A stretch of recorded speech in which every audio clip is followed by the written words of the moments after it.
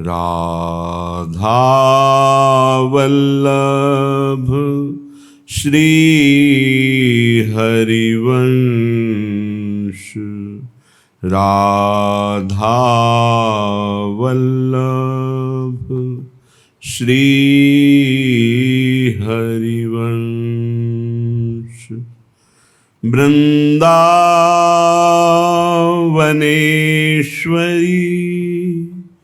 तवैव पदारविन्दम्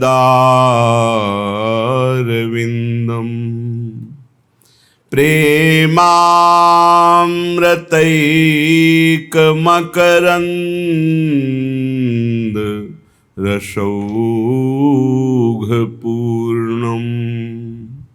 हृद्यर्पितं मधुपते स्मर्तापमुग्रं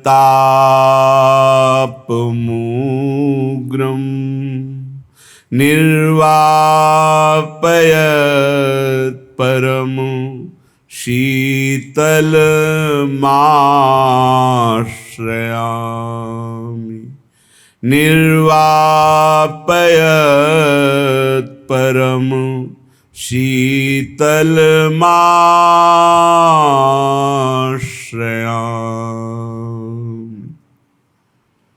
श्यामा प्यारी जय जय जय श्री राधा। जय जय जय श्री राधा। कुंज बिहारिणी जय जय जय श्री राधा। करुणा सागरी शील उजागरी सुंदरी रूप अगाधा। जय जय जय श्री राधा। श्यामा प्यारी जय जय जय श्री राधा। श्याम सुंदर की प्रेम प्यारी प्राणन की सुख साधा। अली माधुरी शरण तिहारी मेटो भव की बाधा। जय जय जय श्री राधा। रास बिहारिणी श्यामा प्यारी कुंज बिहारिणी राधा। जय जय जय श्री राधा। हमारे माई श्यामा जू को अभिमान। श्यामा जू को अभिमान। हमारे माई श्यामा जू को अभिमान। जाके अधीन रहे मनमोहन ये सुंदर चतुर सुजान। जाके अधीन रहे मनमोहन सुंदर चतुर सुजान। हमारे माई श्यामा जू को अभिमान। गौरंग में झलमलात छवि अद्भुत रस की खान। अंग संग नित सहचरी सेवे, परम होत सुखदान, श्यामा जू को अभिमान, हमारे माई श्यामा जू को अभिमान, निरखत रहूं पलक नहीं बिसरूं, ये नैन निरूप लुभान। अहो भाग्य है जिनको ये अभिमान है कि मैं श्यामा जू का हूं।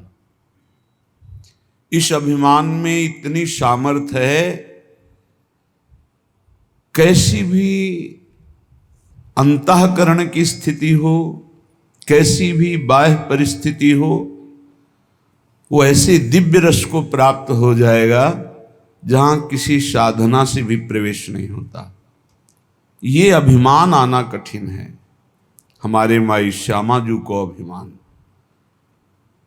जैसे किसी को धन का अभिमान होता है, विद्या का अभिमान, कुल का, बुद्धिमत्ता का, कई तरह का, लेकिन धन्य भाग है जिनको ये अभिमान आ जाए, हम श्री श्यामा जू के बल अभिमानी। श्यामा जू का अभिमान आ जाना ये परम पावन अभिमान है, ये त्याज्य नहीं है। जैसे गोस्वामी जी कह रहे हैं, ये अभिमान भूल कर भी हमारे हृदय से कभी ना जाए। ये भरा रहे कि सिया राम स्वामी हो, मैं उनका सेवक, अस अभिमान जाई जनि भूरे, मैं सेवक रघुपति पति मोरे, मैं सेवक रघुपति पति मोरे। हमारे माई श्यामा जू को अभिमान, ये अभिमान समस्त दोषों का नाश कर देता है। ये अभिमान उत्तम गति प्रदान करता है। इस अभिमान का फल क्या है? निरखत रहूं पलक नहीं बिसरूं। जैसे देहाभिमान में हम कभी शरीर का बैठकर चिंतन ध्यान करने की चेष्टा नहीं करते, हर क्षण स्वाभाविक चिंतन होता है, हर क्षण ये हमारे ध्यान में बसा रहता है तदात्म भाव से, मैं पुरुष हूं। देखो, शयन के बाद जब हम उठते हैं तो इस तदात्मका का फल देखो कि हमको ये नहीं सोचना पड़ता कि मैं स्त्री हूं कि पुरुष हूं, मैं कौन हूं। वो तत्काल अभिमान जागृत रहता है। ऐसे ही जब भागवतिक अभिमान होता है, जागृत स्वप्न सुषुप्त स्फुरत में राधा पदाब्ज छटा, भजन करना थोड़ी पड़ता है।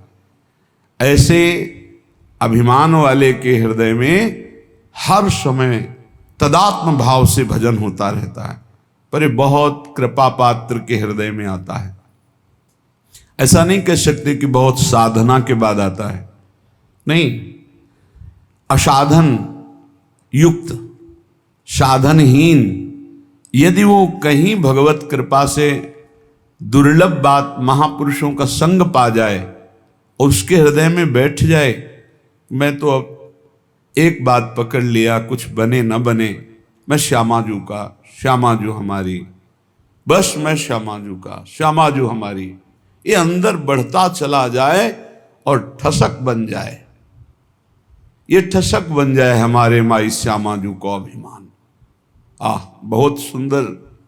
इसका तभी माना जाएगा कि आपके अंदर ये अभिमान आ गया है जब निरखत रहूं हर समय श्यामा जू, लाल जू, पलक नहीं बिसरूं, पलक झपकने के समय को भी इनका विस्मरण न हो, जैसे देह का। नयन निरूप लुभान, अली माधुरी श्याम सुंदर की, ये सर्वस जीवन प्राण, हमारे माई श्यामा जू को अभिमान। ये लाडली जू, लाल जू की जीवन सर्वस्व प्राण है, और हम आश्रित जनों के प्रति अत्यंत वात्सल्य सिंधु उमड़ता रहता है। दासी वत्सला कर ही राधा। इसलिए इस कलिकाल में और कोई विशिष्ट साधन बन जाए, बड़ा भाग्यशाली। पर हम प्रणाम करते हैं उसको। हमें हमारा साधन भी श्यामाजू हैं और हमारी साध्य भी श्यामाजू हैं। अगर साधन और साध्य श्यामाजू हैं तो असाधनों की सामर्थ्य नहीं कि प्रवेश कर सकें, और जहां असाधनों का प्रवेश नहीं है तो जीते जी वो जीवन मुक्त परम पद आनंद में है। उसे कोई परम पद और नहीं चाहिए। जो हर समय प्रिया प्रीतम को निरखता रहता है, हर समय उनके सुमिरन में रहता है, उनकी ठसक में रहता है, इससे बड़ा परम पद और क्या हो सकता है। इसलिए बहुत बढ़िया अवसर मिला है। श्री श्यामा श्याम की हेतु की कृपा से जो मानव देह की सार्थकता का स्वरूप है वो हमें मिल चुका है। श्रीधाम वृंदावन का आश्रय, रसिकों का संग, परोपकार की भावना, निरंतर नाम जप, ये सबसे ऊंची स्थिति में पहुंचा देगा। परोपकार की भावना और निरंतर नाम जप का अभ्यास, श्रीधाम वृंदावन का आश्रयवास, जो सौभाग्य मिले, इसी से बहुत अध्यात्म की ऊंचाई पर आप चढ़ जाएंगे। अन्य स्पर्श मत करो, अन्य साधन स्पर्श मत करो, इसी से आप आगे बढ़ जाओगे। सब साधनों का फलीभूत साधन है। जैसे नौ भक्ति में जो नवी भक्ति आत्मसमर्पण है, वही यहां कही गई है। यहां से प्रारंभ, हमारे माई श्यामाजू को अभिमान, हमारे माई श्यामाजू को राज। यहां पूर्ण आत्मसमर्पण है, पूर्ण प्रपत्ति है, पूर्ण शरणागति है। जहां आत्मसमर्पण हुआ तो पाई रस भक्ति गूढ़ जुग जुग जग दुर्लभ भव इंद्रादि विधिम। ये बड़े बड़े ईश्वर कोटि के लोगों को भी जो प्रेम लक्षणा भक्ति दुर्लभ है वृंदावन नित्य विहार रस की, वो राधा किशोरी के चरणों में आत्मसमर्पण करने से पाई रस भक्ति गूढ़ जुग जुग जग दुर्लभ भव इंद्रादि विधिम। आगम अरु निगम पुराण अगोचर सहज माधुरी रूप निधिम। ये आगमों में, निगमों में, पुराणों में जो अगोचर रूप माधुरी है, वो बहुत सावधानी पूर्वक अपने अहम को केवल श्री जी के चरणों में समर्पित करना है। श्रीपाद प्रबोधानंद जी महाराज कह रहे हैं, वृंदावनस्य महिमा न ही मादृश गोचरः बबंद स्वगुणैर दिव्यैर यत् श्रीमत्पुरुषोत्तमम्। मैं कैसे महामहिम वृंदावन की महिमा का वर्णन करूं, पार नहीं पा रहा हूं। अगोचर महिमा है। ये पुरुषोत्तम प्रभु श्री कृष्ण को और लाडली जू को अपने अधीन किए हुए है, इसकी कितनी महिमा वर्णन करूं। जो अखिल कोटि ब्रह्मांड नायक परम पुरुष प्रभु श्री कृष्ण और उनके हृदय का मूर्तिमान प्रेम प्रियाजू, इनको अधीन किए हुए हैं, फिर कैसे वर्णन करूं। वृंदावन की महिमा वर्णन करने में बड़े बड़े महापुरुष कंपायमान हो जाते हैं, प्रेम शिथिल हो जाते हैं। क्योंकि एक शोभा हो तो देखकर वर्णन करे, प्रतिपल नवम नवम शोभा। सबको आनंद प्रदान करने वाले प्रभु श्री कृष्ण आनंद समुद्र, और आनंद समुद्र को आह्लाद देने वाली श्री लाडली जू, और लाडली लाल को आनंद देने वाला वृंदावन, कैसे महिमा वर्णन करे। जब लालजू की महिमा को वेद नेति नेति कहते हैं, फिर राधा तत्व तक तो पहुंची नहीं, वेद पुराण निगम आगमों की। फिर ऐसे श्री किशोरी किशोरजू को अपनी शोभा अपने आनंद से लुभायमान किए हुए है, ऐसे महामहिम वृंदावन का कैसे वर्णन करूं। अत्युन्मद महाप्रेम रस सारई सुसंभृतम आत्मवत् स्वीय सकल भज वृंदावनम बनम। यहां वास मात्र से अत्यंत उन्मादकारी प्रेम प्रकाशित हो जाता है।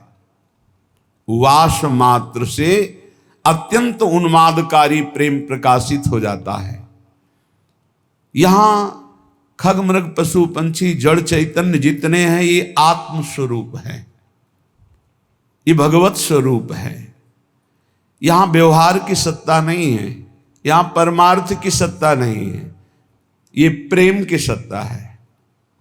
यहां सब प्रेम में है, इसलिए किसी से भी ऐसा कोई व्यवहार न बने जो सांसारिक हो, जो लौकिक हो, जो अपराध भावना प्रस्तुत कर दे, हृदय को मलिन कर दे।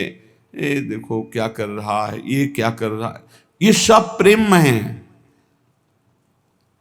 अत्यंत उन्मादकारी प्रेम वास मात्र से प्रकट हो जाए, ऐसा महिमा है वृंदावन की। पर हम यहाँ के जड़ चैतन्य में दोष दृष्टि करके अपने हृदय को कलुषित करते रहते हैं। इसीलिए श्रीपाद कह रहे हैं सब वृंदावन नामक वन में जो भी विराजमान है ये सब आत्मस्वरूप है। जैसे सेवक जी कह रहे आत्मा हरिवंश प्रगट परमानंद, तो ये प्रगट परमानंद प्रदान करने वाले आत्म तत्व मूर्तिमान होकर जड़ चैतन्य नामक ये दिखाई दे रहे हैं। ये चैतन्य है, ये जड़ है, पर है वो आत्मस्वरूप। इतनी सामर्थ्य वो परमानंद प्रदान करने में समर्थ है। बस इनका अपराध न बने तो यहां वास मात्र से अत्यंत उन्मादकारी प्रेम प्रकट हो जाए। धन पुत्र कलत्रादि ममता ममता पदा इति व्यक्त्वाखिलम वृंदावनमेव च मे वरम। पर इस वृंदावन में यदि धन के प्रति आकर्षण बुद्धि, पुत्र पत्नी आदि के प्रति जो ममता बुद्धि, वही प्रेम में नहीं डूबने दे रही, मुझे तापित कर रही। धन पुत्र कलत्रादि ममता ममतापदा, यही मुझे ताप प्रदान कर रही, नहीं तो वास मात्र से प्रेमोन्माद हो जाए। अतएव हे प्रभु मेरे को ऐसी सामर्थ्य दो कि मैं परिवार के बीच में रहता हुआ भी परिवार से ममता ना करूं। भाई ये बहुत जोर की बात है। ये ममता ही प्रियालाल के चरणों में प्रेम नहीं होने देती, और जन्म जन्मांतरों से इसी धोखे में फंसकर कि ये हमारे हैं, ये हमारे हैं, ये हमारे हैं, पूरा समय नष्ट हुआ, मरे, फिर इस जीव अकेले यहां से गया, फिर किसी नए परिवार, नया रिश्ता। हे प्रभु मुझे ऐसा बल दो कि मैं सबकी ममता का त्याग कर सकूं। ये श्री वृंदावन में विराजमान रास रासेश्वर, रास रासेश्वरी युगल सरकार से हमारा जो प्रेम नहीं हो रहा, उसका कारण है देह ममता, पुत्र ममता, पत्नी ममता, सुहृद परिवार ममता। अब जितना आपको समय नष्ट करना है इसमें कर लो, अगर सार्थक करना है तो जल्दी से जल्दी इस ममता को प्रियालाल के चरणों में समर्पित कर दो। ममता समर्पित कर दो, सब वैसे ही चलाओ जैसे चला रहे हो। ममता अगर श्री जी के चरणों में नहीं हुई, इनमें हुई, तो अंतिम बात जो हमें उन्मादकारी प्रेम चाहिए था वो नहीं मिलेगा। क्योंकि प्रियालाल के चरणों से जो हमारा संबंध है वो तो है, वो पर प्रकाशित होता है ममता होने से। एक अहमता ममता ये जग में है दुखदाई, ये जब श्री जी की ओर लगे तो होत परम सुखदाई। समेट लो, प्रवीण हो बहुत जल्दी समेट लो, मंद हो धीरे धीरे समेट लो, निकृष्ट हो समेट ही नहीं पाओगे, काल तुम्हें समेट लेगा। हमारी बात को समझ जाओ, कोई आ नहीं तुम्हारा, तुम नहीं हो किसी के, बस तुम एक अपने कर्तव्य को करने के लिए आए हो। तुम्हारा एक कर्तव्य है जो किसी जन्म में नहीं हुआ, भगवत प्राप्ति, भगवत प्रेम प्राप्ति। और सब कर्तव्य लाखों बार निर्वाह कर चुके हो, उन कर्तव्यों की ताकत नहीं कि आवागमन से रोक सके। आवागमन के चक्र को रोकने की ताकत एकमात्र भजन में है।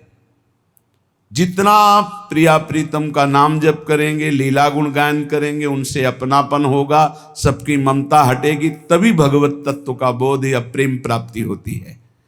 महासहानि दुखानि सुखान्युन्मादकानि वा वृंदावन दृढ़ प्रीतिम नालम चालयितुम हिमाम। धाम में जब श्री जी ने कृपा करके हमको बुला लिया तो महासहानि दुखानि, अब वो हमको सहाएंगी दुख, तैयार हो जाओ। फिर सुखान्युन्मादकानि वा, ऐसा सुख मिलेगा जो उन्माद पैदा कर देगा, तैयार हो, पहले दुख भोगना है। फिर अपार सुख है। क्यों कहा कि दुख भोगना है? क्योंकि दुखालय संसार में आए हैं। जब भगवान अवतरित होते हैं तो लीला में भी दिखाई देता है बड़ा वियोग, बड़ा संयोग, बड़ा दुखद, बड़ा सुखद समय। एक समान तो बाहरी परिस्थिति में नहीं दिखाई दिया, अंतर में तो एक ही हैं, एक समान है, सम है, पर व्यवहार में कभी संयोग, कभी वियोग, कभी दुखद परिस्थिति, कभी आनंदमयी परिस्थिति। जब ईश्वर के अवतार लेने पर ऐसा है तो फिर मनुष्य, जब आप मनुष्य रूप में आए हैं, साधना में लगे हैं, तो दुख आएगा। दुख और महादुख, महादुख असाध्य, किसी भी तरह से टलने वाला नहीं है, भोगना ही भोगना है। साधारण दुख अलग होते हैं, महादुख जब तक जीवित रहोगे भोगना ही पड़ेगा। मतलब मृत्यु ही है इसकी औषधि, दूसरा उपाय नहीं। ऐसा भी दुख आएगा, सह जाओ। सुखान्युन्माद का निवा, आगे आने वाला है महान उन्माद प्रकट करने वाला सुख, प्रियालाल का प्रेम। इसलिए वृंदावन दृढ़ प्रीतिम, दृढ़ प्रीति करो वृंदावन से, वृंदावन के अधीश्वर से विचलित मत होना दुख आने पर, क्योंकि हमारे कर्म ही हैं और कोई नहीं। हमारे ही कर्म हैं जिनको हमें भोगना ही पड़ेगा।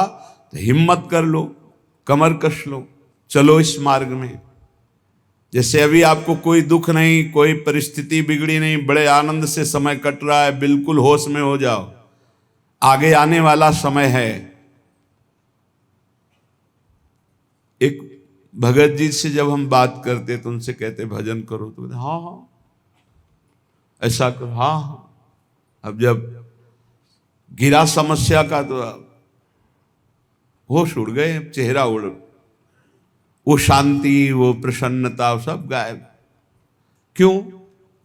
पहले से तैयार नहीं थे ना, उस दुख के लिए तैयार नहीं थे। इसलिए रोज सत्संग में आपको तैयार करते हैं। कोई असाध्य रोग हो सकता है, कोई घटना घट सकती है, कोई परिस्थिति बिगड़ सकती है, जहां से तुम्हें सुख मिल रहा है वो बंद हो सकता है, जो तुम्हें प्यार करते हैं वो हट सकते हैं, जो तुम्हें अपना मानते हैं वो तुम्हें छोड़ सकते हैं। ये सब पहले दिमाग में रख लो, ये बहुत अच्छा रहेगा, बहुत पक्के हो जाओगे। जब घर से निकले तो जन्मभूमि से थोड़ा ही निकले थे कि मन ने डरवा दिया, भोजन कहां करोगे, कौन देगा भोजन का? ये तो अभी तो शुरुआत ही हुई, किसने हमारा साथ ही देना बंद कर दिया, बिल्कुल घबराहट पैदा कर दी। कहां रहोगे, कौन तुम्हारा पालन पोषण करेगा, कौन तुम्हारी रक्षा करेगा? इतने प्रश्न उठा दिए, पर कदम नहीं रोका, खड़े नहीं हुए, भागे।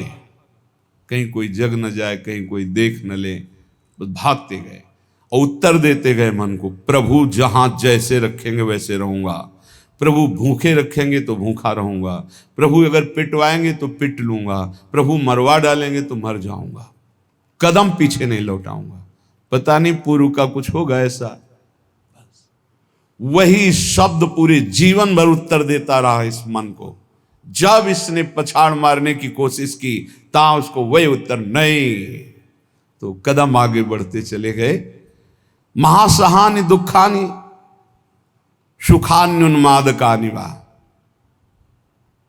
अब कोई दुख नहीं है। क्यों? जैसे अपनी घर आ जाए और पता चले गाड़ी बिगड़ गई, तो सुख होगा इस बात का कि गाड़ी को तो बिगड़ना ही था, पर घर आके बिगड़ी ये बहुत हुआ। अच्छा, अगर कहीं रास्ते में बिगड़ जाती तो गड़बड़ हो जाता, फिर पता नहीं अंधेरा हो जाता और हम अपने घर तक नहीं पहुंच पाते। लेकिन कृपा ये हुई कि जब घर दिखाई दिया कि आ गया तो गाड़ी बिगड़ गई, तो कोई परेशानी नहीं हुई, अपनी अटैची उतारी, अपने घर आ गए।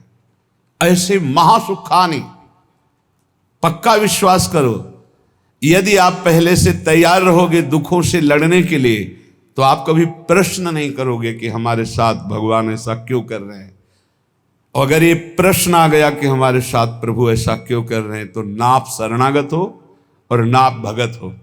ये प्रश्न भक्त के हृदय में नहीं होते, बहुत बार सुन चुके हो।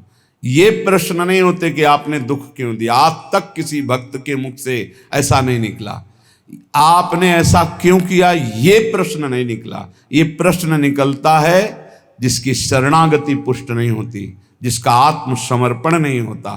तो हम पहले से महापुरुष जनों के वाक्यों से पुष्ट करते हैं, यदि आपको अभी शरीर स्वस्थ है तो खूब भजन कर लो, आगे दुख आने वाला है।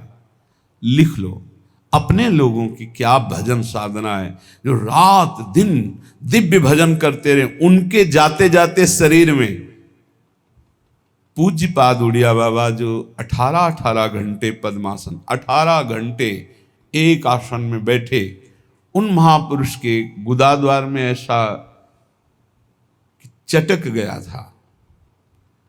वो जो भी नाम हमें तो याद नहीं है, ये इन नामों में नहीं है जो अभी लिए जाते हैं, गुदा रोग से संबंधित जो बड़ा पीड़ा देने वाला रोग होता है, पर वो होता इन्हीं गुदाद्वार के अंतर्गत, बहुत पीड़ा। पर वो ऐसी स्थिति में भी पद्मासन में अपने आसन में बैठते थे, कोई औषधि प्रयोग नहीं। बोले इसका तो केवल ऑपरेशन होता है, बोले कोई जरूरत नहीं। कई महीने तक पीड़ा देता रहा, फिर गायब हो गया। क्यों? क्योंकि उतना ही प्रारब्ध है। वो जहां अपना कष्ट भुगवा दिया खत्म हो जाएगा, बिना औषधि के खत्म हो जाएगा।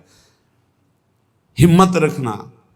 बड़े बड़े महापुरुषों के शरीरों में कष्ट आया है तो पहले से तैयारी कर लो।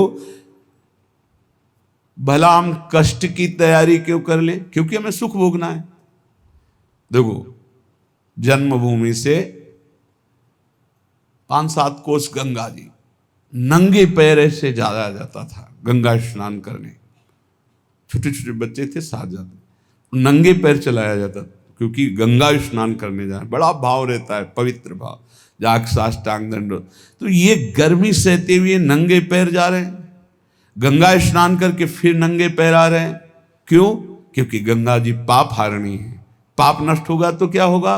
बोले सुख मिलेगा। सुख की लालसा से इतना कष्ट सह रहे, निर्जला एकादशी रह रहे हैं, एक बूंद पानी नहीं पी रहे, कष्ट सह रहे। ये कष्ट क्यों सह रहे? बोले इससे भगवान की भक्ति मिलेगी, पाप नष्ट होगा, हृदय में शांति सुख मिलेगा, धर्म बनेगा। जानबूझ करके जो कष्ट सहा जाता है, उससे जो जानबूझकर पाप किए गए वो भस्म हो जाते हैं। तो हम पहले से महासहाने दुखानी, भक्ति मार्ग में चलने के लिए पहले से कमर कस लें। हमारा अपमान होगा, हमारे शरीर में असाध्य रोग हो सकता है, हमें कोई भारी संकट विपत्ति घेर सकती है। क्यों? क्या भक्ति मार्ग वाले को ही मिलता है? नहीं, भोगना तो सबको पड़ता है, पर भक्ति मार्ग वाले को तैयारी इसलिए करनी कि वो लड़खड़ा के रुक न जाए, उसको इस क्षेत्र को क्रॉस ही करना है। इतना सबको क्रॉस करना पड़ता है। जैसे आगे की यात्रा बड़ी सुखद है, पर 1 किलोमीटर बहुत कष्टप्रद है, तो आप पहले तैयारी कर लीजिए, जल पी करके, खा पी के तैयार कर कि अब हमको 1 किलोमीटर कष्ट में व्यतीत करते हुए दौड़ना है। ऐसे जाना होता है इस मार्ग में। तो खा पी के, शास्त्रों का स्वाध्याय करके, सत्संग सुन करके, संतों के चरित्र सुनकर हम परिपक्व होते कि ऐसी भीषण कष्ट की अवस्था में भी मुझे भजन करना है। और भाग पड़ो, रुको मत। देखो, अगर इस मार्ग में तुम्हें जीतना है तो एक जिद्दी स्वभाव बनाना होगा। यह हमारे अनुभव की बात है। बड़े महापुरुषों के जीवन दिनचर्या को देखकर उसी का नकल करने की कोशिश की, अनुसरण करने की कोशिश की कि वैसे ही चलना है। कैसी भी परिस्थिति हो हमारी दिनचर्या नहीं टूटनी चाहिए, बस आप जीत जाओगे। जरा सा कुछ शरीर में होता है तो कहाँ है वो, दिखाई नहीं, थोड़ा शरीर अस्वस्थ है, ये विषयी पुरुषों का होता है, ये शब्द विषयी पुरुषों का होता है, भगवत पार्षद साधकों का नहीं होता है, साधकों का नहीं होता है। किसी भी परिस्थिति में अगर जान है तो दिनचर्या है, पकड़ो हमें, ले चलो, नहीं ऐसे चलने लायक नहीं, चलो व्हील चेयर में बैठा लो, ले चलो, ये हमारा टाइम है चलने का, चलाओ। बिल्कुल जिद्दी स्वभाव, किसी की ना सुनना, अपनी दिनचर्या को भगवान मान करके चलना, बस जीत जाओगे, जीत जाओगे। कोई भी परिस्थिति परास्त नहीं कर सकती, कोई भी परिस्थिति। केवल आप बल रखो अंदर भगवान का, और अपनी दिनचर्या को प्रमाद स्थिति में मत देखो, नहीं ये तो बहुत बड़ी हानि हो जाएगी, मेरे मन को ये प्रमाद करने की आदत बन जाएगी, ऐसा नहीं होगा। हमने बड़े महापुरुषों को देखा है, दिनचर्या भगवान का स्वरूप। कैसी भी परिस्थिति में यदि दिनचर्या को आपने टालना नहीं सीखा तो जीत जाओगे। हम जहां खड़े होते हैं वहीं खड़े होंगे, जिस टाइम खड़े होते हैं उसी टाइम खड़े होंगे, जिस टाइम बैठना उसी टाइम बैठेंगे, जिस टाइम लेटना उसी टाइम लेटेंगे। हर काम घड़ी से होता है, 1 मिनट का अंतर कभी नहीं, तो ऐसे नहीं। लड़ना सीखो, हारना नहीं। बड़ी भीषण गर्मी है, पहली बार सृष्टि में गर्मी पड़ रही है। ये गर्मी कटती थी काशी के घाटों में, जहां नीचे पत्थरों से लपट उठती थी। पीने के लिए बिस्लरी नहीं, गंगा जल, जो ऊपरी तह में गंगा जल खौलता हुआ ऐसा गर्म दिखाई दे। गंगा जल के 2 स्वरूप होते हैं, जैसे सर्दी में ऊपर एकदम ठंडा, नीचे इतना डुबकी लगाओ तो गर्म। अब गर्मी में है ऊपर गर्म नीचे ठंडा, वो हम लोग वहां रहे तो पूरी प्रक्रियाएं सब पता है।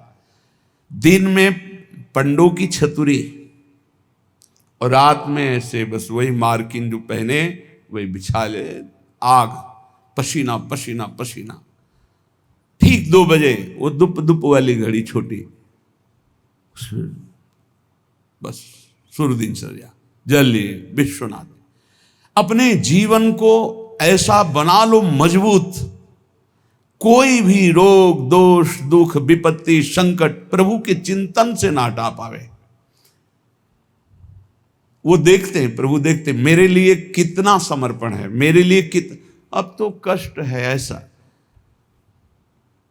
आप आराम से शयन करना सीखे अगर, तो आप साधक नहीं हैं। आज तक कभी चलो सोया जाए ऐसा दिमाग में रख के नहीं लेटा गया है।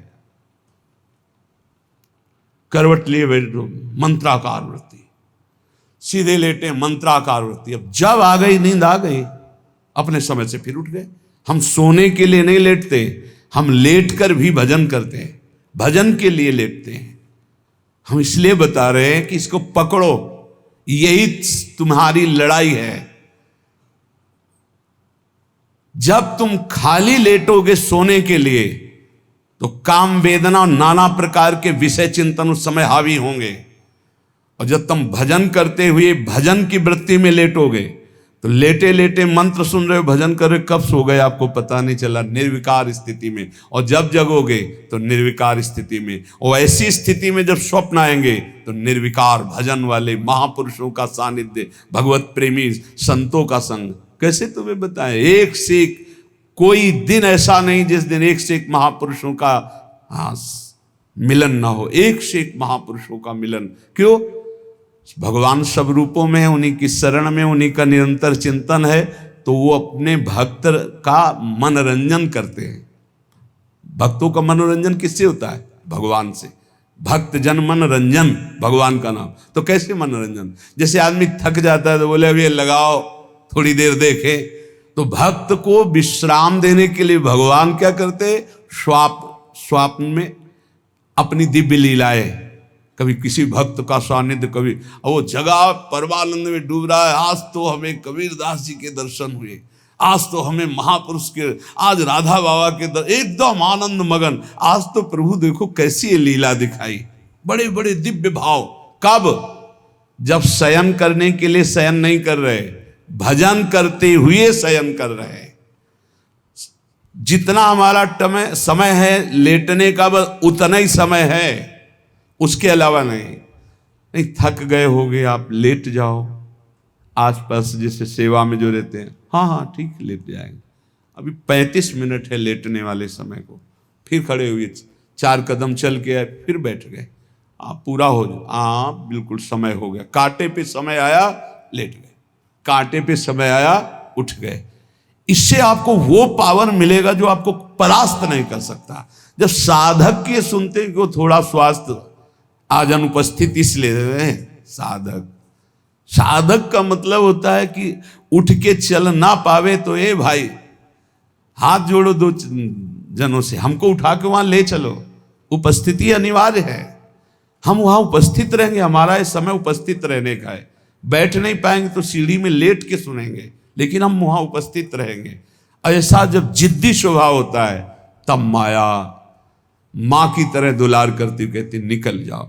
तो महासहान दुखानी, ऐसे किसी के विषय में अगर जानना है तो या तो सोई जाने जे देव जनाई, और या हर समय रात दिन उनके साथ रहो तो जान सकते हो।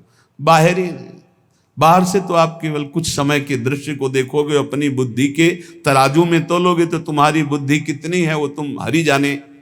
महासहान दुखान, ये शब्द बहुत अमृत है। यदि ऊपर उठना है तो इस शब्द को गले लगाना पड़ेगा। भगवत मार्ग में चलना है तो इस शब्द को गले लगाना पड़ेगा। महासहानि दुखानि, तब आगे आएगा सुखान्युन्माद का निवा, महानुन्माद प्रकट करने वाला सुख मिलेगा। फिर वृंदावन दृढ़ प्रीति, प्रिया प्रीतम से, वृंदावन से, नाम से दृढ़ प्रीति प्रकट हो जाएगी। खत्म संसार चक्र। श्रीमद वृंदाटवी कुंज पुंजे नित्य विहारिणौ, गौर श्याम महाश्चर्य किशोरौ मम जीवनौ। श्री वृंदावन के निकुंजों में जो नित्य विहार करने वाली गौर श्याम महाश्चर्य में जोड़ी है, यही मेरा जीवन है, यही मेरा सर्वस्व है। मंद प्रज्ञास्त एवात्र मंद भाग्यास्त एव ही, ये वृंदावन माश्रित राधा कृष्ण न भेजिरे। स्वामी अनंग बोधाश्रम स्वामी जी, देखो ऐसी धूप में रेत कैसी होती जानते हो? जैसे चना डाल दो तो भून जाए, ऐसी रेत होती गंगा जी की। हम चले हैं, उस पे रहे हैं, पैर रखो तो ऐसा लगता है जैसे तपते हुए तवा में रख दिया। जो जहाँ शुष्क रेत है ना, एकदम सूखी रेत, वो बिल्कुल भुनी हुई, ऐसे लगते है कि बस अन्न डाल दो तो लावा बन जाए, भुन जाए, ऐसी रेत। और आप दिगंबर उसी में रहते थे, रात दिन 24 घंटे। जैसे दोपहर में कोई बहुत दया करके भिक्षा देने जाता, अरे स्वामी जी, अरे पैर रखते नहीं बोलता, ऐसे कह देते, ऐसे रेत लेते, ऐसे फिर अच्छा खड़ा हो जाए शीतल में। और आपकी त्वचा ऐसी, जैसे कहने में अशुद्ध लगता है, जैसे पशुओं की त्वचा होती, ऐसी त्वचा हो गई थी। प्रकृति का वार पूर्ण सहते हुए तब धर्म सम्राट करपात्री जी साष्टांग दंडवत करते से, अगर मूर्तिमान ब्रह्म का साकार रूप देखना है तो बोले जाओ, अश्विनी आश्रम की रेती में पड़ा हुआ है मूर्तिमान ब्रह्म, जटाओं का भार, पूरा शरीर श्याम वर्ण का, दिगंबर, ब्रह्माकार उन्मादकारी नेत्र, रात दिन एकांत वही गंगा की रेती। महापुरुषों ने भगवत प्राप्ति के लिए, ब्रह्म बोध के लिए इस देह भाव का पूर्ण विस्मरण कर दिया। इसलिए मंद प्रज्ञास्त एवात्र मंद भाग्यास्त एव ही, श्रीपाद कह रहे कि जिनकी बुद्धि मंद है वही मंद भागी होते हैं। अभागी होते हैं। मंद बुद्धि क्या है? हम इसके बिना तो नहीं रह सकते, हम इसके बिना तो नहीं जी सकते, हमको तो ये चाहिए। ये मंद बुद्धि। अरे तू भगवान का अविनाशी अंश है, तेरे को कुछ नहीं चाहिए प्यारे। तू शरीर भाव में स्थित हो गया इसलिए चाहिए, कुछ नहीं चाहिए। जिस दिन जो ठान लेगा वैसे ही होगा। कई वर्ष अन्न नहीं पाया गया। भ्रमण में क्या मिलता? कभी जब कोई पूछता वैसे तो उबली हुई आलू या इतना गुड़, या कभी कोई हफ्ता 10 दिन में दूध थोड़ा दे देता, कोई फर्क नहीं पड़ता। काफी समय तक भगवती भागीरथी के परम पावन दुग्ध का पान करके जैसा इस शरीर को बनाना चाहो 10 दिन केवल कष्ट लगता है। जैसे अन्न छोड़ो तो 10 दिन परेशानी, फलाहार छोड़ दो, केवल जल पे आ जाओ तो 10-15 दिन परेशानी। इसके बाद शरीर उसी में सेट हो जाएगा, वो उतने जल की खुराक में अपने जीवन को चलाने लगेगा। घबराते हो केवल कि ऐसा कैसे चल सकता है? सब सहन करने की कोशिश करो, सब सह लोगे। सच्ची मानिए, ये अच्छे अच्छे पदार्थ खाकर सुविधाजनक जीवन व्यतीत करके वो उच्च कोटि की अध्यात्म की ऊंचाई बहुत कठिन है, बहुत कठिन है। लालसा तो बहुत ऊंची करते हैं, लेकिन आचरण हमारे अगर ठीक नहीं है, हमारी वैसी लालसा के अनुसार साधना नहीं है, वैसे हम चल नहीं रहे, तो कैसे लालसा पूर्ण होगी? समझो पहले। देहूति जैसी पत्नी के लिए 10,000 वर्ष तक करदम जी को तपस्या करनी पड़ी थी। भगवान प्रकट हुए थे तब महाराज आदि सम्राट मनुष्य रूपा से प्रकट हुई देहूति जी, और भगवान कपिल देव जी जैसे पुत्र प्रकट हुए। तपस्या, भजन। बोले जो मंद बुद्धि वाले हैं, अच्छा खाने को मिल रहा है, सुविधाजनक रहने को मिल रहा है, दिन कट रहा है, दिन काटने के लिए मिला है। अरे एक एक मिनट सार्थक करने के लिए, काटने के लिए नहीं। दांती पीस के भजन होता है। देखो हम बताएं तुम्हें अनुभव की बात, 10-5 मिनट भजन में मन लग जाएगा जो अच्छा अभ्यास किए हो। शब्द याद रखो, या हम खाई पी बातें कहते हैं। अगर भजन का अभ्यास अच्छा कर रहे हो तो 10-5 मिनट, बहुत बहुत 20 मिनट घसीट ले। इसके बाद वो संकल्प विकल्प खड़ा करेगा, बेमतलब की बातें सामने, और भजन को रोकने की कोशिश करेगा। चलाओ, एक मंत्र चलाना, दूसरा नहीं चलाना, एक पकड़ लो मंत्र। 20 मिनट के अंतर्गत आप हमारे अनुभव को देख लेना, एकदम दृश्य खड़े करना लगेगा। और ऐसा उल्टा चलेगा ये, बस ऐसे होता है, दांती पीस के उसको दुष्ट बार बार लड़ो, बार बार उसको परास्त करो, उसको बार बार परास्त। बेमतलब की बातें, बेमतलब का दृश्य, बेमतलब की घटनाएं उपस्थित करके वो मंत्र को रोकेगा। चलाओ, ये भगवत मार्ग की बात कह रहा हूं। अब 1 घंटा निकालो आप ऐसे युद्ध में, फिर आप खड़े हो आसन से तो ऐसे खिड़की में गर्दन जाएगी। पहले कुछ देख लें, कुछ सुन लें, कुछ, और नहीं है तो ये वो अभ्यास कर ही नहीं सकता जिसके पास मोबाइल है, नहीं कर सकता। क्योंकि जब वो स्थिति आती है ना दांती पीस के इसको जबरदस्ती बस में करने की, पक्का समझो ऐसे ही करना पड़ता है। तो उसको लगता कैसे मारो, तो लगता इसी मंत्र से मारो, ये तभी वो विचलित होता है। बार बार पसीना आ जाता है, माथे पे नहीं, मन पे पसीना आ जाता है, थक जाता है। जब लस्त हो जाए, त्राहिमाम मच जाए, तब और जिद्दी बनकर मंत्र जप करो, अभी बस में हो जाए।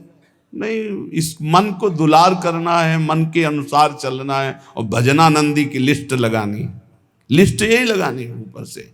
महान भजनानंदी, महान त्यागी संत, सुनना ये चाहते हैं और लड़ नहीं सकते 5 मिनट युद्ध इस मन से। बड़ा विचित्र खेल। तो बोले ये जो मंद प्राज्ञ है, ये निर्णय करने वाली कुछ नहीं, कुछ समय के लिए ये शरीर मिला है, लड़ ले, जीत जाएगा, प्रभु की प्राप्ति कर लेगा। और अगर इसके दुलार में रहे तो मरेगा, जाएगा, छूटेगा शरीर। तू अविनाशी, ये विनाशी है, तेरे साथ कभी नहीं रह सकता। जो भजन में प्रधान भाव रखे हुए वही उत्तम भाग्य वाले। श्रीपाद कह रहे मंद प्रज्ञास्त एवात्र मंद भाग्यास्त। अगर मंद बुद्धि तो मंद भाग्य, और तीव्र बुद्धि आप भजन के लिए निकले। भजन जब हम देखा कि शून्य जैसा हो गया मन, न मंत्र पकड़े न नाम पकड़े न कुछ नहीं, बस जिद, वो भी जिद्दी है। अरे तूफान को रोक लेना सहज है, हिमालय को उठा लेना सहज है, लेकिन मन को रोक लेना, ऐसा हमने योग वासिष्ठ में पढ़ा है। अब वो शून्य हो गया, जब जिद की शून्य हो गया, ना मंत्र पकड़ रहा है ना कुछ पकड़े, एकदम खड़े हो गए, पद गायन शुरू किया। अब तेरी जरूरत ही नहीं, जोर जोर से पद गायन। ऐसे थोड़ी इस पर ऐसे थोड़ी चढ़े बैठे रह गए, हर समय 24 घंटे चढ़े बैठे। तब वो धीरे धीरे धीरे फिर हाथ उठा दिया। अब वो जब सहयोग करने लगा तब आनंद आने लगा, और जब आनंद में डूबने लगा तो परिपक्व हो गया। फिर उसको थोड़ी बहुत विघ्नकारी, अंदर ही अंदर खत्म, न मंत्र में लग रहा है, न नाम में लग रहा है, न एकदम शून्याकार स्थिति। अब हम चलाना चाह रहे मंत्र, वो बिगड़ेल कुछ नहीं सन, और उसके बिना होगा नहीं कुछ। जैसे हमारे बिना वो कुछ नहीं कर सकता, ऐसे बंधन और मोक्ष का कारण मन ही है। इसको बिल्कुल हमको ठीक करना है, दवा खवानी है, इसको दवा खवा के इसको स्वस्थ करना है, तभी हम भगवत प्राप्त होंगे। हमारे बिना ये कुछ नहीं कर सकता, तो इसके बिना भी हम कुछ नहीं कर सकते, क्योंकि यही बंधन और मोक्ष का कारण, इसको ठीक करना ही है। इसलिए लोक चिंता ननो धर्म चिंता न देहगा, श्रीमद वृंदावने राधा कृष्ण भाव भृतो मम। श्री वृंदावन में यदि आपको आने को मिला है, सत्संग मिला, धामवास मिल रहा है, अब मन से तुमको निकालनी लोक चिंता ना, नो धर्म चिंता ना देहगा, खाली करो, यही करना है।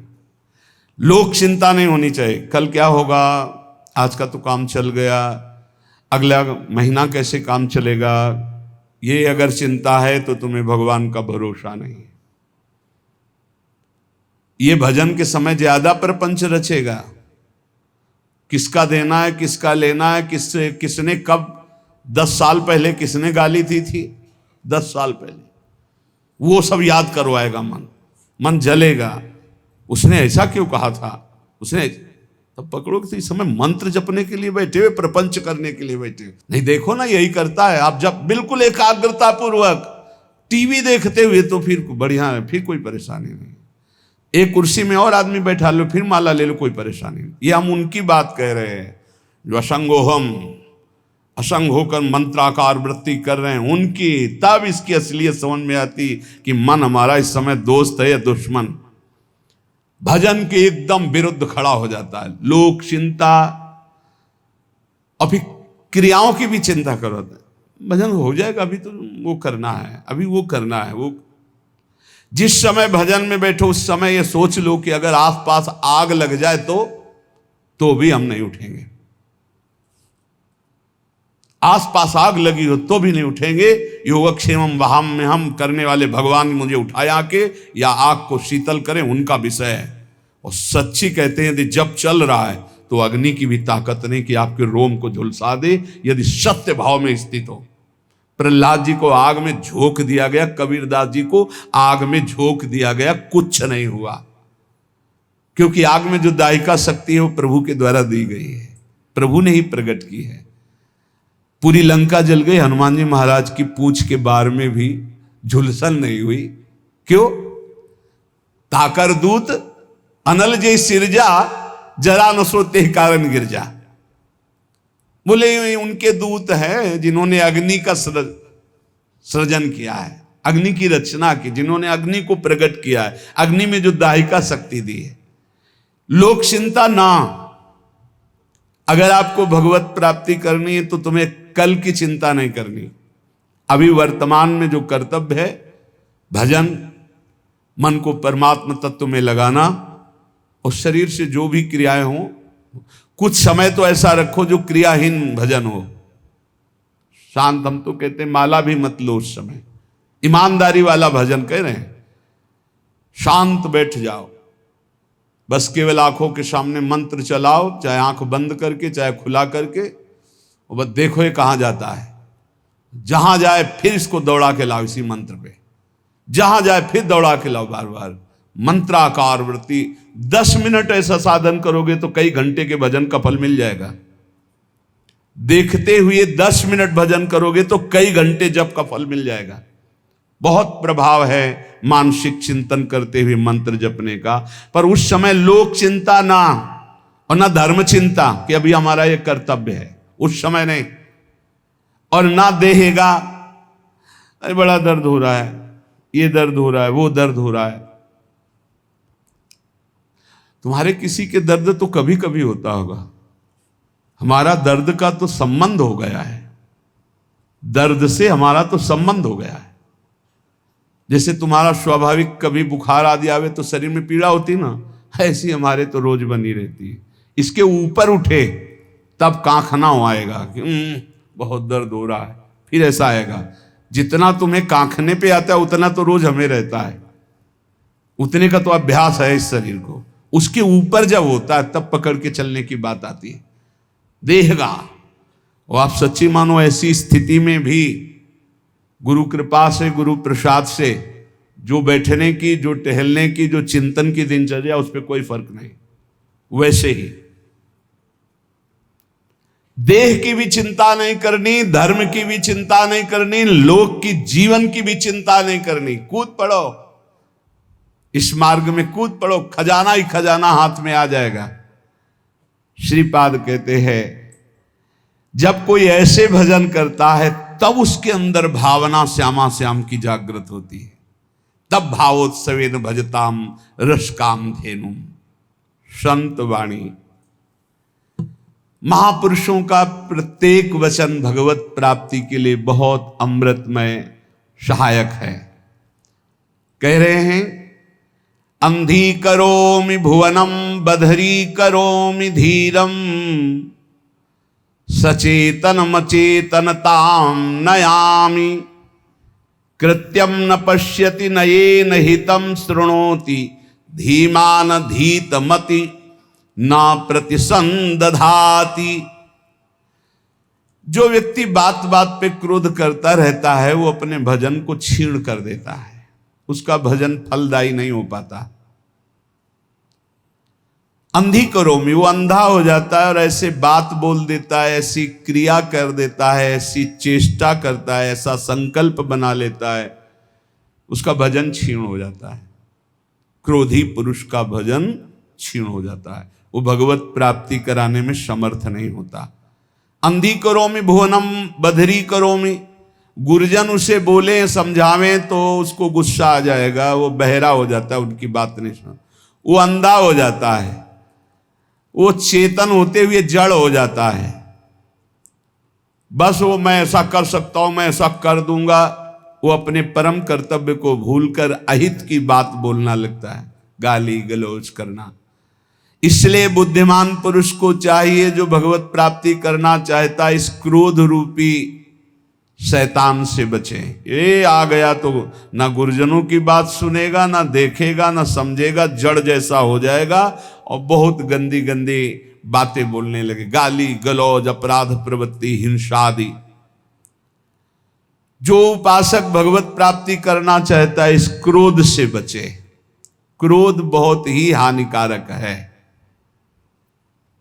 प्राया सुकृतिनामर्थे देवायांति सहायताम अपंथानम तु गच्छन्तम शोदरोपि विमुंचति।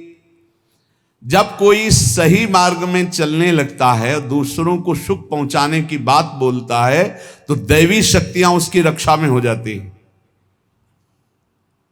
वो अकेला नहीं रहता। जब कोई धर्म से चलता है, नाम जप करता है, दूसरों को सुख पहुंचाने की बात सोचता है, तो भागवतिक दैवी शक्तियां उसकी सहायता में हो जाती हैं। और जब कोई कुमार्गगामी होता है, अपंथानाम तु गच्छन्तम, गंदे आचरण में चलता है, तो उसका अवसर पर सगा भाई भी साथ नहीं देता है। दैवी शक्तियों की तो बात क्या जाने दो। अपंथानाम तु गच्छन्तम सोदरोपि विमुंचति, जो उदर से, उसी उदर से प्रकट हुआ सगा भाई, वो भी त्याग कर देता है, उसका कोई साथ नहीं देता। इसलिए प्रायः सुकृति नाम अर्थे देवायांति सहायतम, सुकृतिवान बनो, धर्म मार्ग में चलने वाले बनो, भगवान नाम स्मरण करने वाले बनो, सब दैवी शक्तियां तुम्हारी सहायता करेंगी बिना मांगे। कुमार्गगामी बनोगे तो दैवी शक्तियों की बात जाने दो, तुम्हारा कोई मित्र भी, तुम्हारा सगा भाई भी तुम्हारा साथ नहीं देगा, उसको भी रोक दिया जाएगा। भागवतिक सिस्टम बाधा पहुंचा देगा, वो तुम तक पहुंच ही नहीं पाएगा। कुमार्गगामी मत बनो। यदि ये दो अक्षर तुम्हारी जिह्वा पे विराजमान हैं, हरि, राधा, कृष्ण, तो वज्रम पापमही भृतां भवद्रोदेकस्य सिद्धौषधम् मिथ्या ज्ञान निशा विशाल तमसस् तिग्मासु बिंबोदयः कुर क्लेश महीरुहा मरुतरज्ज्वाला जटाला शिखी द्वारम निर्वृति सद्मनो विजयते कृष्णेति वर्णद्वयम्। कृष्ण, राधा, ये दो अक्षर जब जिह्वा से उच्चारण किए जाते हैं तो वज्रम पापमही भृताम, जैसे विशाल पर्वत पर वज्र का प्रहार हो जाए तो चकना चूर कर दे, पर्वत को धूर धूर बना दे, वज्र की ऐसी महिमा है। ऐसे ही नाम की महिमा है कि जिसकी जिह्वा पर चलने लगा कृष्ण कृष्ण कृष्ण, राधा राधा राधा, तो वज्र पाप मही भृताम, मानो पाप रूपी पहाड़ पर नाम रूपी वज्र का प्रहार हो गया, अब चकनाचूर हो जाएगा पाप रूपी पहाड़। पाप रूपी पहाड़ को चकनाचूर करने के लिए ये नाम वज्र के समान है। भवगद्रोद्रेकस्य सिद्धौषधम, ये संसार में जन्मना मरना इसे भवरोग कहते हैं। इस भवरोग की सिद्ध औषधि है नाम, दो अक्षर है, राधा राधा, कृष्ण कृष्ण, हरि हरि। गोस्वामी तुलसीदास जी के जासु नाम भव भेषज हरनि घोर त्रैशूल, तीनों प्रकार के तापों का नाश करने वाले आवागमन के चक्र को रोक देने की सामर्थ्य इस नाम में है। भवरोग की अचूक औषधि ये दो अक्षर राधा राधा राधा, कृष्ण कृष्ण।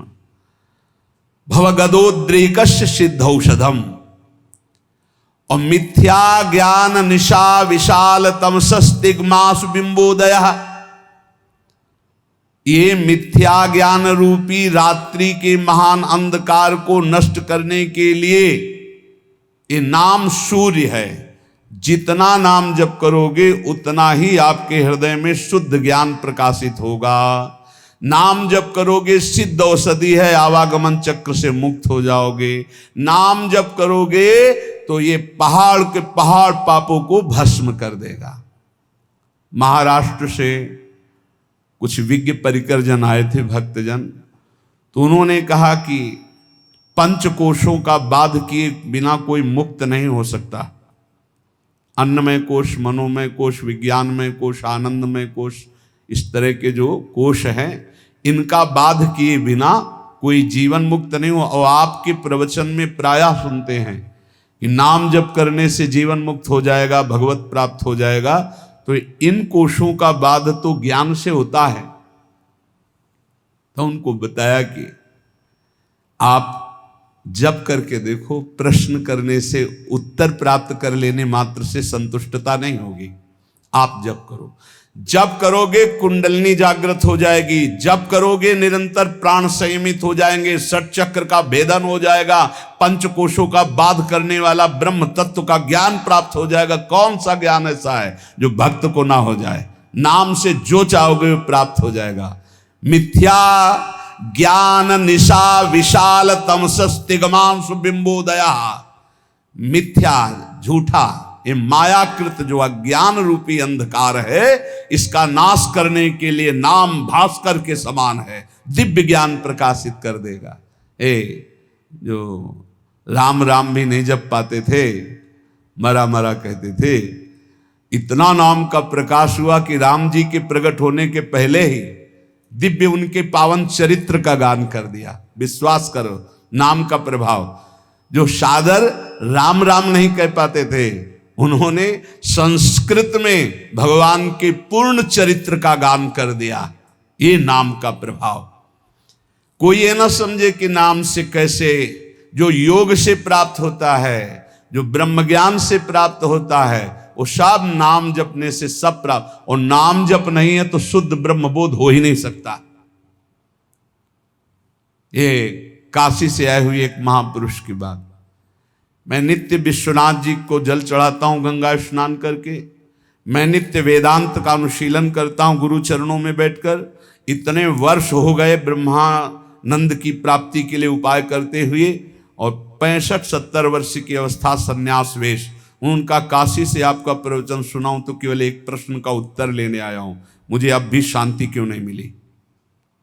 शुद्ध हूं, कहीं भी अशुद्ध आचरण नहीं, कहीं भी किसी भी तरह की कोई त्रुटि नहीं। क्या त्रुटि है जो मुझे शांति प्राप्त नहीं हुई? तुमका आपके दर्शन से पता चलता है कि आप शुद्ध साधक हैं। आपके वचनों से पता चलता है कि आप प्रयासरत बहुत अच्छे साधक हैं। पर जो हम त्रुटि पकड़ पाए वो आप पकड़ पाए? क्या आप निरंतर मंत्राकार वृत्ति करते हैं? उनका नहीं, बस यही एक त्रुटि है। जाओ ये कर लेना। प्रक्रिया बताई। महीना 1.5 महीना बाद जब आए थे तो खूब आनंद पूर्वक एकदम जैसे कोई अपने रिश्तेदार से मिले ऐसे, और बोले बस एकदम, क्योंकि वही एक त्रुटि है। समझ रहे हो? गुरु चरणों में बैठ के वेदांत भी पढ़ते सब, लेकिन जो चाहिए वो नहीं था। क्यों? निरंतर मन, कोई नई बात नहीं हुई, वो पकड़ नहीं पाए, शास्त्रों से पकड़ नहीं पाए। वो वही सूत्र है, वही सूत्र पकड़ लो, सब हो जाएगा। जो नाम प्रिय हो राम कृष्ण हरि, राधा राधा राधा राधा। पाप रूपी पहाड़ को नष्ट करने के लिए वज्र, जन्म मरण रूपी रोग को मिटाने के लिए अचूक औषधि, अज्ञान अंधकार रूपी रात्रि का नाश करने के लिए भुवन भास्कर। कौन? बोले नाम। क्रूर क्लेश मही रुहा मूर्तर ज्वाला जटाला सिखी। आहा, ये क्रूर क्लेश रूपी जो हमारे कर्म हो चुके हैं, बड़े बड़े भयानक वृक्षों के रूप में हैं, इसके लिए नाम प्रचंड ज्वालामयी अग्नि है। पूरे वन के वन को भस्म कर देगी एक वृक्ष की क्या। ये हमारे क्रूर क्लेश देने वाले जो कर्म जमा है, ये वृक्ष नहीं, पूरे वन के वन समझो जमा है। इनको भस्म करने के लिए अग्नि चाहिए। वो अग्नि कौन है? नामाग्नि।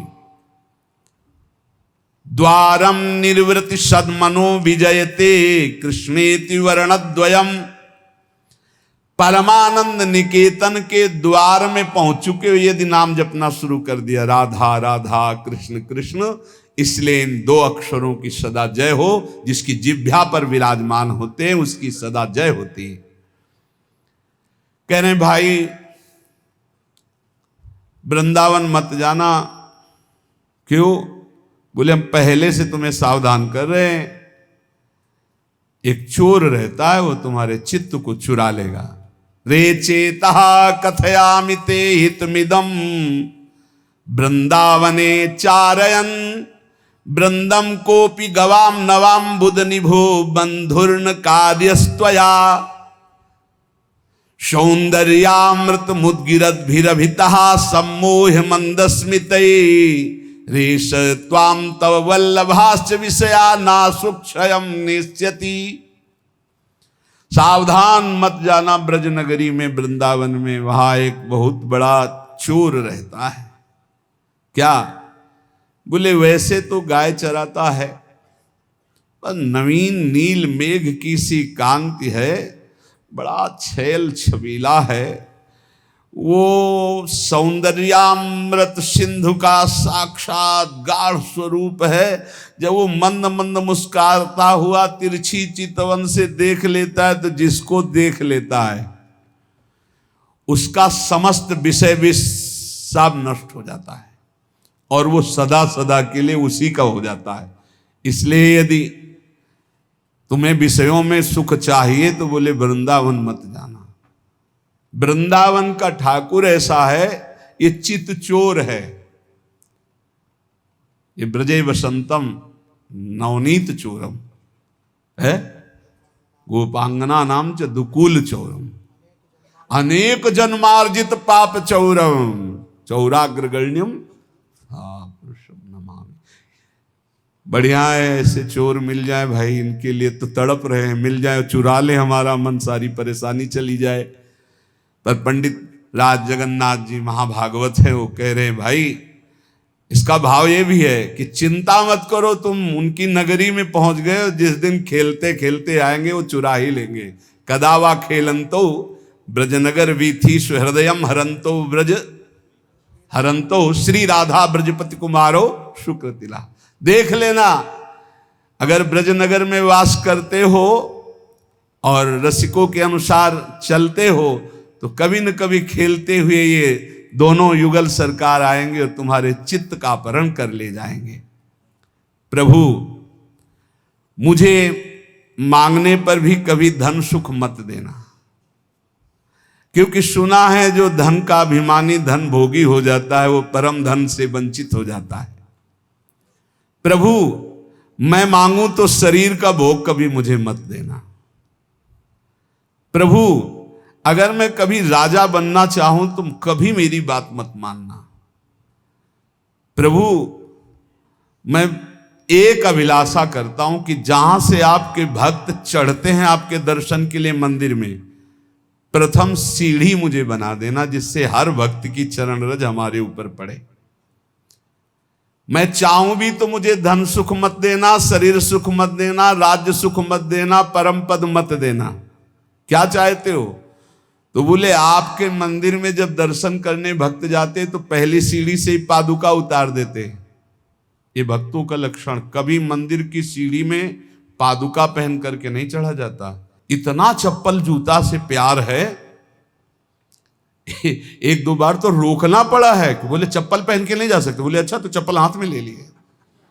हाँ, ठाकुर जी के सामने जा रहे हैं लोग, फूल माला लेके जाते हो, चप्पल लेके जा रहे हैं। ऐसे देखे गए हैं, इतना प्यार है। और अगर बाहर उतार गए तो दर्शन ठाकुर जी के कर रहे हैं, ध्यान में चप्पल है, कोई पहन न ले जाए यार, पहन न ले। हमें लगता है कि अगर आसपास कहीं रुके हो तो वहां से नंगे पैर जाना चाहिए ठाकुर जी के दर्शन। इतना तो सौभाग्य ले लो। सिर भर जाऊं उचित असमोरा सबसे सेवक धर्म। और मंदिर की प्रथम सीढ़ी से पादुका ना पहने, ये पक्का इतना तो समझ लो। वैसे भी 32 सेवा अपराधों में है पादुका पहन करके दर्शन करने जाना। प्रथम सीढ़ी से वहां दरवाजे तक पहन करके जाते हैं। कांटा पड़े हैं क्या वहां? प्रथम सीढ़ी के पैर छू पादुका उतार। कोई ले जाएगा तो घर में रख के आओ ना। इतना प्रिय पादुका है तो उसको फिर, अरे ठाकुर जी के आगे प्राण भी प्रिय नहीं है, ले जाएगा बेचारा। चार दिन तुम पहने, 4 दिन वो पहन लेगा। बोले तुम तो बाबा जी हो, तुम्हें फिर कोई दे देगा। वैसे तुम बिल्कुल अपने घर में उतार के जाओ, नंगे पैर जाओ। अरे ठाकुर जी के दर्शन करने जाओ। यहाँ बम्बूल का बंद थोड़ी है कि बड़े बड़े कांटा पड़े हैं, ऐसे थोड़ा तो कष्ट सहो। प्रभु मुझे मंदिर की प्रथम सीढ़ी बना दीजिए जिससे भक्त की चरण रज मेरे ऊपर पड़े। जब चरणों भक्त के मेरे ऊपर बार बार पड़ेंगे ना, और वो दर्शन करके फिर लौटेंगे, दर्शन कर ले जा रहे हैं, प्रभु मुझे बहुत सुख मिलेगा। इससे बड़ा कोई मुझे पद नहीं लगता कि रोज सैकड़ों हजारों भक्तों की चरण रज हमारे ऊपर पड़े। नाथ, या जिसमें भक्तजन पा करके अपने पात्र धोते हो, श्री कुलशेखर अलवार नाम के महाभागवत है, भक्तजन जिसमें पाकर अपने पात्र धोते हो उस नाली का कीड़ा बना देना जिससे मुझे भक्तों की जूठन खाने को मिलेगी। कैसे भक्त है सोचो। मुझे धन, शरीर सुख, राज्यपद, परम पद नहीं चाहिए।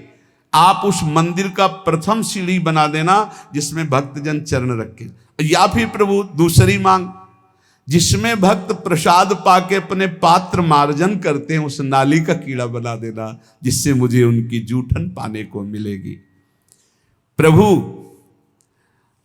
अगर ऐसा भी ना हो तो जिस बगीचे से आपके फूल जाते हो आपके श्रृंगार के लिए, तो मुझे कोई पुष्प का पौधा बना देना कि मैं आपका फूल बन जाऊं आपके लिए और आपके श्रृंगार के काम में आऊं। देखो, माता चाहे पुत्र उपद्रव करे या सौम्य हो, वो दुलार ही करती है, रीझ कर या खींच कर, जैसे भी वो प्रभु मेरी बात मान लो, मैं हूं तो बच्चा आपका, रीझ जाओ तो मुझे दे दो, खींच जाओ तो मुझे दे दो। ये प्रभु मैं रोता चिल्लाता छटपटाता रहूंगा जब तक आप मुझे ये नहीं दोगे। नाथ, तुम चाहे जितनी उपेक्षा करो, ध्यान दो या ना दो, मैं चिल्लाता रहूंगा और जोर जोर से पुकारता रहूंगा, क्योंकि मेरी दूसरी गति नहीं। मैं भक्त चरण रज, भक्त जूठन या आपकी सेवा, यही परिणाम चाहता हूं। प्रभु यदि आप प्रीतम हो और सबके सामने मेरा तिरस्कार करो और परित्याग करो, तो क्या मैं मान लूंगा कि मेरा परित्याग कर सकते हो आप? ये भक्तों की ठसक होती है, जाओ हम तुम्हारा त्याग करते हैं, तो हंसी आ जाना चाहिए। हंस क्यों रहे हो? तुम्हारा त्याग कर रहे हैं, आप कर ही नहीं सकते हो, आपका स्वभाव ही नहीं है, और सही आपकी ताकत ही नहीं है, पक्का ताकत नहीं। हम अंदर की बात कह रहे, ना प्रभु त्याग कर सकते हैं ना गुरुदेव त्याग कर सकते हैं। गुरुदेव शरीर से आपको दूरी कर के नजदीक रहने से भी ज्यादा कृपा करेंगे। ध्यान रखना, ये स्वभाव है। जो नजदीक रहते हैं वो इस बात को पकड़ पाए होंगे कि संतों का एक स्वभाव कि नजदीक वाले का भले उतना चिंतन हो, लेकिन जिसे दंड दिया गया, जिसे डांट दिया गया, रात दिन उसका चिंतन होता है, उसका मंगल कैसे हो, उसका कैसे उन्नति हो। तो यहां कह रहे हैं भक्तराज जी कि यदि आप सबके सामने मेरा तिरस्कार करवा दो और कह दो मैंने परित्याग कर दिया, तो भी मैं नहीं मान सकता कि आप परित्याग कर सकते हैं। मैं आपके चरणों को कभी नहीं छोड़ सकता। जाने की बात कहने पर भी मैं जाने की बात सोच नहीं सकता। ये बात होनी चाहिए। चलो निकल जाओ यहां से। कहां? जहां तुम्हारा मन हो। तो हमारा मन तो यही है, हम नहीं जाएंगे। नहीं, भागो यहां, तुम्हारे लिए कोई ठौर नहीं। तो हमारे लिए कोई ठौर है ही नहीं, तो क्या करें? न बाहर ठौर है न यहां ठौर है, तो ठौर तो हमारी यही है। तुम चाहे मेरी ओर आंख उठाकर ना देखो, पर मैं केवल तुम्ही को देखूंगा। तुम चाहे मेरी तरफ कभी मत बोलो, पर मैं कृपा का अवलंबन लेकर बोलूंगा तो सिर्फ आपसे ही बोलूंगा। क्या बात है। तुम कभी मेरी अभिलाषा पूर्ण मत करो, लेकिन अभिलाषा करूंगा तो एकमात्र तुम ही से करूंगा। तुम त्रिभुवन को सुख दो, मुझे दुख दो, पर हे त्रिभुवनपति मैं आपसे ही प्यार करूंगा। यह है प्रेमियों की छाती। भगवान, मैं खोटी बुद्धि वाला हूं, सैकड़ों गलतियां करता रहा हूं। आप बड़े कोमल स्वभाव वाले हो और बड़े दूर परिणामी हो, दूर की बात सोचने वाले हो। मैं खोटी बुद्धि वाला हूं। देखो प्रभु, जिनके रोग होता है सैकड़ों प्रकार की औषधियों के चक्कर में पड़ते हैं, क्लेश उठाते हैं, रोग मिटाना चाहते हैं, पर हमने पकड़ लिया एक महान औषधि, नाम रूपी रसायन का निरंतर पान। इसलिए प्रभु खोटी बुद्धि वाला हूं, पर छोटी बुद्धि वाला भी हूं। छोटी बुद्धि में ज्यादा बातें नहीं आती। भक्त बड़े प्रेमी होते हैं। हमने तो आपका छोटा बस नाम पकड़ लिया है, राधा राधा कृष्ण कृष्ण, ये रसायन पान कर रहा हूं। और गोविंद, अब आपसे कहता हूं निकल के दिखाओ। फंसा लिया भगवान को। खोटी बुद्धि वाला हूं, बहुत बुरा कर्म किया हूं, छोटी बुद्धि वाला हूं, जैसे लोग के रोग होते तो सैकड़ों औषधियों की चक्कर में पड़ते हैं, वो बड़ी बुद्धि वाले हैं, हम छोटी बुद्धि वाले एक औषधि में पड़े, नाम औषधि। नाम को पकड़ लिया। अब नाम को पकड़ लिया तो तुम निकल के दिखाओ, जाओ निकल के। ये खास ठसक होती भक्त की। नाम ने तुमको भी मोहित कर रखा है। अब पीने वाला तो छक ही जाता है इसमें, और उसको जो छू ले, जो सानिध्य, वो भी छक जाता है। इसलिए मैं कभी आपके द्वारा दी हुई सुदीर्घ यातनाओं से भयभीत होने वाला नहीं, मैं आपकी धमकियों में आने वाला नहीं। भगवान से कह रहे कि मैं तुम्हें छोड़ दूंगा, मैं तुम्हें त्याग दूंगा, तुम खोटी बुद्धि के हो। नाथ, अब आलस्य को दूर करके बस आपके नाम का निरंतर जप करते हुए आपको दया के लिए विवश करूंगा। रोता रहूंगा, पुकारता रहूंगा, राधा राधा राधा। कभी तो भनक पड़ेगी कान में, कभी तो दौड़ के आना ही पड़े, विवश कर दूंगा आपको। ये बहुत बढ़िया बात मिली है। कह रहे बहुत छोटी बुद्धि वाला हो, इसलिए ज्यादा विचार हमारे दिमाग में है नहीं। आपका नाम पकड़ लिया है, और जैसे आप तिरस्कार करके, अपमानित करके, मैं त्याग करता हूं, ये सब बातें करते हो ना, अब हम कहते हैं जाओ आप, निकल जाओ आप, कभी दया मत करना। अगर आपको दया के लिए विवश न कर दें तो बताना, क्योंकि मैं रात दिन आपका नाम जप करके आपको पुकारूंगा। प्रभु संसार सागर में गिरे हुए, दुख सुखादि द्वंद्वों की वायु से आहत हुए, स्त्री पुत्र आदि के मोह जाल रूपी भारी पाषाण से डूबे हुए, विषय रूपी विषम जलराश में बिना नौका के थपेड़े खाते हुए के लिए एकमात्र मैंने उपाय देखा है, वो है आपका नाम।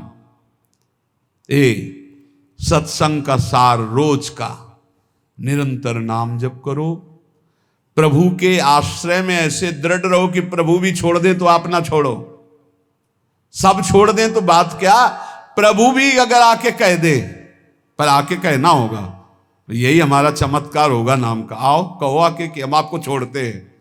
अरे अब किसी से गिड़गिड़ाने की जरूरत नहीं, अपने पास नाम मिल गया। नाम सुकृत धन अपनी जीवन, गुरुदेव ने बलवान बना दिया। रात दिन नाम जप करो, जिद्दी स्वभाव रखो। अब भगवान भी हाथ छोड़ा के भागना चाहे तो जाओ, आपका नाम हमारे पास, देखते कब तक भागोगे। तो पतंग की तरह खिंचते नजदीक चले आएंगे, भाग ही नहीं सकते, विवश हो जाए। कह रहे हैं आपको कृपा के लिए, दया के लिए विवश कर दूंगा। कैसे? रो रो के राधा राधा राधा आपको विवश कर दूंगा। इसलिए निरंतर नाम जप करो। बहुत कम समय है, मृत्यु नजदीक आ रही है, दुख का भारी कोई न कोई दरवाजा खुलने वाला है। व्याधि मंदिरम, ये व्याधि का मंदिर, कोई न कोई दरवाजा खुलने वाला है। अभी स्वस्थ हो तो ज्यादा उपद्रव मत करो, इधर उधर की गंदी आचरणों के ढेर मत लगाओ, नहीं तो आगे जो दरवाजा खुलेगा रोग का ना, फिर होश उड़ जाएंगे। होश उड़ा दो माया के, ये जन्म ऐसा है। होश उड़ा दो माया के नाम के बल पर। जैसे माया का बल कौन? हरि। ऐसे मेरा बल कौन? हरि। तो कोई कमजोर योद्धा थोड़ी हो, माया बहुत बलवती। तो तुम किसके हो? ममैवांशो, भगवान के अंश। माया भगवती माँ की तरह प्यार करने लगेंगी। होश उड़ा दो माया भगवती के, जो परास्त करने वाले हैं। वो कैसे? नाम कीर्तन से, भगवत यश गाम से, भगवान नाम जप से। जीवन का सार निरंतर नाम जप चलता रहे, एक क्षण भी मत छोड़ना, नहीं घाटे में हो जाओगे। ये घाटा कभी पूर्ण होने वाला नहीं। शेष चर्चा आगे। श्री राधा वल्लभ लाल की।